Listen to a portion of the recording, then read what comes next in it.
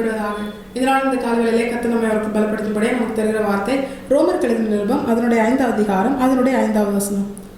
மேலும் நமக்கு அருளப்பட்ட பரிசுத்த ஆவியினாலே தேவ அன்பு நம்முடைய இருதயங்களில் ஊற்றப்பட்டிருக்கிறபடியால் அந்த நம்பிக்கை நம்மை வெட்கப்படுத்தாது.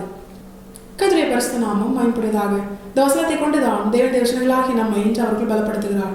இந்த வசனம் ஒரு பிரதானமான சத்தியத்தை நமக்கு காண்பித்து தருகிறது. அதுதான் தேவ அன்பு நம்முடைய இருதயத்தில் ஊற்றப்பட்டிருக்கிறபடியால் அந்த நம்பிக்கை நம்மை வெட்கப்படுத்தாது.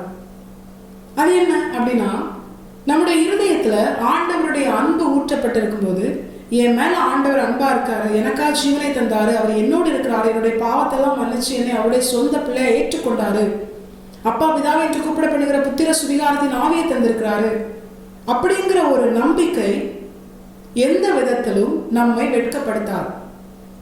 ஏன்னா அந்த நம்பிக்கையினால கர்த்தர் நமக்கு தந்த இந்த வார்த்தைகளுக்கு நாம் கீழ்ப்படிந்து நடப்போம்.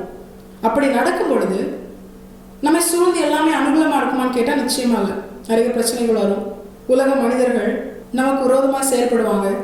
பிசாசின் கிரியைகள், பிசாசு நிலைப்பட்ட மனிதர்கள், சூழ்நிலைகள், இவைகளினால் வருகிற துன்பம், போராட்டம், நெருக்கம், இப்படி நிறைய காரியங்கள் வரும். உடனே நம்ம என்ன பண்ண மாட்டோம், நம்ம பயந்து பின்வாங்க மாட்டோம். ஏன்னா நமக்குள்ள என்ன இருக்கு, தேவ அன்பு நம்முடைய இருதயத்துல ஊற்றப்பட்டிருக்கிறபடியால் அந்த அன்பின் மேல் நாம் வைத்த, தேவனுடைய அன்பின் மேல் நாம் வைத்த நம்பிக்கை நம்மை வெட்கப்படுத்தார். என் ஆண்டவர் என் கூட இருக்கார், அவர் சொன்னதை நான் செஞ்சு, அவர் எனக்கு சொன்னது, அவர் எனக்கு வாக்கு பண்ணினபடி, அவர் என்னோடு கூட இருந்து என்னை அவர் தந்த வாக்கு தத்துவத்தின்படி ஆசீர்வாதத்தை உயர்த்துவார். நான் அவருடைய பிள்ளை என்று அவர் அடையாளப்படுத்தி நிறுத்தி என்னிலே அவர் மகிமைப்படுவார் என்கிற அந்த நம்பிக்கை, கர்த்தர் மேல் வைத்த நம்பிக்கை, கர்த்தருடைய அன்பின் மேல் வைத்த நம்பிக்கை நம்மை வெட்கப்படுத்தார். நமக்கு அவர் சொன்னதை சொன்னபடியே ஏற்ற காலத்தில் நிறைவேற்றி நம்மிலே அவர் மகிமைப்படுவார். நிச்சயமாகவே முடிவு உண்டு, உன் நம்பிக்கை வீண் போகாது என்று அவர் வாக்கு பண்ணியிருக்கிறார். நிச்சயமாய் கர்த்தர் நம்மை வெட்கப்பட்டு போக விட மாட்டார். தேவ அன்பு நம்முடைய இருதயத்தை ஆளுகை செய்யும். அவருக்கு பிரியமாய் வாழ அது நமக்குள்ளே நம்பிக்கையாக வெளிப்படும். நிச்சயமாக நம்முடைய வாழ்க்கை வெட்கப்பட்டு போகாது. இப்ப இப்படிப்பட்ட ஒரு மேன்மையான அனுபவத்தை நாம் நம்முடைய வாழ்க்கையை பெற்றுக்கொள்ள வேண்டுமானால் நாம் செய்ய வேண்டியது என்ன? தேவன் தம்முடைய ஒரே பேரான குமாரனை விசுவாசிக்கிறவனையோ அவன் கெட்டு போகாமல் நித்திய ஜீவனை அடையும்படிக்கு அவரை தந்தருளி இவ்வளவாய் உலகத்தில் அன்பு கூர்ந்தார் என்று யோவான் 3:16 தெளிவாய் சொல்கிறது. இப்ப எல்லார் மேலதான் ஆண்டவர் அன்பா இருக்காரு. அப்படி இருந்தும் ஏன் என்னுடைய இருதயத்துல தேவ அன்பு, அது ஊற்றப்பட்ட அந்த அனுபவத்தை, நிறைவாய் நிறைந்திருக்கிற அனுபவத்தை, ஒரு பரிபூர்ணத்தை என்னால உணர முடியல?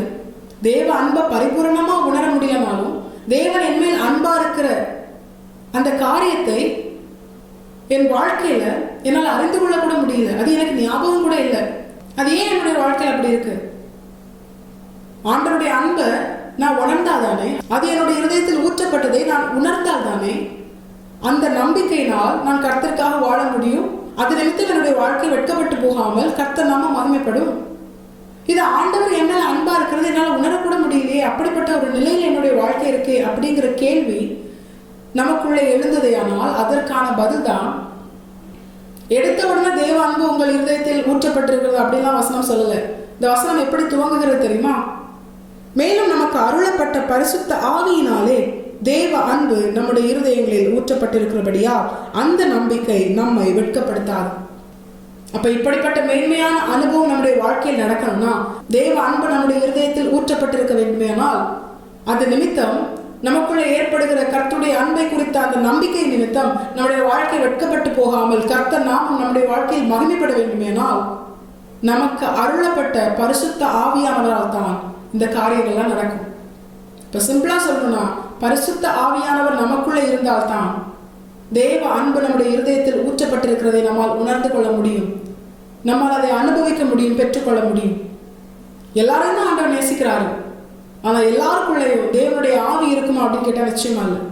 எந்த மனுஷனுக்குள்ளே தேவனுடைய ஆவியானவர் இருப்பார் தெரியுமா? எந்த மனுஷன் தன்னுடைய வாழ்க்கையில கர்த்தர் தனக்கென தந்த அந்த வார்த்தையை ஏற்றுக்கொண்டு ரட்சிப்பின் அனுபவத்திற்கு தன்னுடைய வாழ்க்கையை விட்டு கொடுத்து கர்த்தர் சொல்ல நீதியாகி ஞானஸ்தானத்திற்கு உட்பட்டு அதன் பிற்பாடு அவர் பண்ணின வாக்குத்தத்தமாகிய பரிசுத்த ஆவியானவர் நிறைவுக்காக பரிசுத்தமான ஒரு வாழ்க்கை வாழ்ந்து பாவமில்லாத கர்த்தருக்கு பிரியமான ஒரு கிரியைகளை வெளிப்படுத்தி கர்த்தருக்காக காத்திருக்கிறானோ, வாக்குத்தத்தம் நிறைவேற காத்திருக்கிறானோ, அந்த மனுஷனுடைய வாழ்க்கையில் தான் கர்த்தர் வாக்கு பண்ணின பரிசுத்த ஆவியானவர் நிறைவை அவர் கொடுப்பார். அவர் நமக்கென அருளப்பட்டவர். இப்ப நிச்சயமா அவரை நோக்கி உண்மையாய் அந்த பரிசுத்த ஆவியானவரின் நிறைவை கேட்கிற எந்த ஒரு மனுஷனுக்கும் கர்த்தர் கொடுப்பார். ஆனா அந்த மனுஷன் என்ன பண்ணக்கூடாது? பாவம் செய்யக்கூடாது. பாவத்திலும் இருப்பேன், பரிசுத்த ஆவியானவருக்குள்ளும் இருப்பேன்னா அது நடக்காது. அவர் பெயரை பரிசுத்த ஆவியானவர். அவர் தேவனுடைய ஆவியானவர், சர்வத்தையும் ஆளுகிற சர்வவல்லமுள்ள தேவனுடைய ஆவியானவர். அவர் பரிசுத்தமானவர். அவர் நமக்குள்ளே வந்து வாசம் பண்ணும்படியாய் பரிசுத்த ஆவியானவரை, தமக்குள் இருக்கிற அந்த ஆவியாகிய பரிசுத்த ஆவியானவரை தேவன் நமக்கு தந்தது அவர் நம்மேல் வைத்த அன்பை நமக்கு உணர்த்துகிறது. அதுதான் தேவ அன்பு. அந்த தேவ அன்பு நம்முடைய இருதயத்தில் ஊற்றப்பட்டிருக்கிறதை நாம் உணர்ந்து கொள்ள வேண்டுமானால் அந்த அன்பின் வெளிப்பாடாக அவர் நமக்கு தந்த பரிசுத்த ஆவியானவரின் நிறைவை, நமக்கென அருளப்பட்டவரை நாம் பெற்றிருக்க வேண்டும். அவரால் நிரப்பப்பட்டிருக்க வேண்டும். அவரால் ஆளுகை செய்யப்பட வேண்டும். மீட்கப்படும் நாளுக்கென முத்திரையால் அருளப்பட்ட பரிசுத்த ஆவியானவர். எந்த ஒரு மனுஷனுக்குள்ளே பரிசுத்த ஆவியானவர் இருந்து அவர் அவனை ஆளுகை செய்து பரிசுத்தமான வாழ்க்கை வாழும்படியால் பாவத்தை குறித்தும் நீதியை குறித்தும் நியாய தீர்ப்பை குறித்தும் கண்டித்து உணர்த்தி சகல சத்தியத்திற்குள்ளும் வழி நடத்தி, வழி இதுவே என்று சொல்லுகிற அந்த சத்தத்தை தொனிக்க பண்ணி, எந்த ஒரு மனுஷன் இப்படிப்பட்ட பரிசுத்த ஆவியானவரின் ஆளுகைக்குட்பட்ட கிரியைகளிலே வாழ்கிறானோ, பரிசுத்த ஆவியானவரால் நடத்தப்படுகிறானோ, அந்த மனுஷனுடைய வாழ்க்கையில கர்த்தர் அவன் மேல் வைத்த அந்த அன்பு, அவனுடைய இருதயத்தில் ஊற்றப்பட்ட தேவ அன்பை அவனால் உணர்ந்து கொள்ள முடியும், அவனால் அனுபவிக்க முடியும். அந்த தேவ அன்பினால் பரிசுத்த ஆவியானவரின் அருளை பெற்றவன், பரிசுத்த ஆவியானவரால் நிரப்பப்பட்ட ஆளுகை செய்யப்படுகிறவன், தேவ அன்பு தன்னுடைய இருதயத்தில் ஊற்றப்பட்டதை அனுபவிக்கிறவன் கர்த்தர் மேல் நம்பிக்கையாயிருப்பான். கர்த்தருடைய வார்த்தையின் மேல், கர்த்தர் தன்மேல் வைத்த அன்பின் மேல் நம்பிக்கையாயிருப்பான். அவன் கர்த்தரை நம்பி செயல்படுவான். கர்த்தருடைய வார்த்தைக்கு கீழ்ப்படிவான். பரிசுத்தமான ஒரு வாழ்க்கை வாழ தன்னை முழுமையாய் அர்ப்பணிப்பான். பாவம் செய்யாதபடிக்கு பரிசுத்த ஆவியானவரை பிரியப்படுத்தி வாழ்வான். அந்த மனுஷனுடைய வாழ்க்கையில அவன் தேவன் மேல் வைத்திருக்கிற, தேவனுடைய அன்பின் மேல், தேவனுடைய ஆவியானவர் மேல் வைத்திருக்கிற அந்த நம்பிக்கை வெட்கப்பட்டு போகாதபடிக்கு அவனுக்கு என கர்த்தர் கொடுத்த வாக்குத்தத்தத்தை அவனுடைய வாழ்க்கையில கர்த்தர் அவருடைய ஏற்ற காலத்தில் நிறைவேற்றி அந்த மனுஷனை தன்னுடைய அன்பின் அடையாளமாக இந்த உலகத்திற்கு முன்பதாக நிறுத்தி அவனிலே சர்வவல்லமுள்ள தேவன் இம்மையிலும் மறுமையிலும் மகிமைப்படுவது அதிக நிச்சயம். தேவசனங்களாகி நாம் நமக்கென அருளப்பட்ட பரிசுத்த ஆவியானவரால் ஆளுகை செய்யப்பட்டு நடத்தப்படவும், நம்முடைய இருதயத்தில் ஊற்றப்பட்ட தேவ அன்பை அனுபவிக்கவும், கர்த்தருடைய வார்த்தையை நம்பி நாம் முன் செல்லவும், தேவசனங்களாகி நாம் நம்மை முழுமையாக கர்த்தருடைய பாதத்தில் அர்ப்பணிப்போம். கர்த்தர் தாம் சொன்னபடியே நாம் வெட்கப்பட்டு போகாதபடிக்கு நம்மிலே அவர் மகிமைப்படுவது அதிக நிச்சயம். கர்த்தர் இந்த வசந்தை கிடைக்கும் அனைவரையும் ஆசிரியத்து வழிநடத்துவாராக. கர்த்தருடைய பரிசுத்தம் மட்டுமே மகிமைப்படுவதாக. மாரநாதா இயேசு வருகிறார். ஆயத்தமாகவும் பிரயாயத்தப்படுத்துவோம். ஆமென்.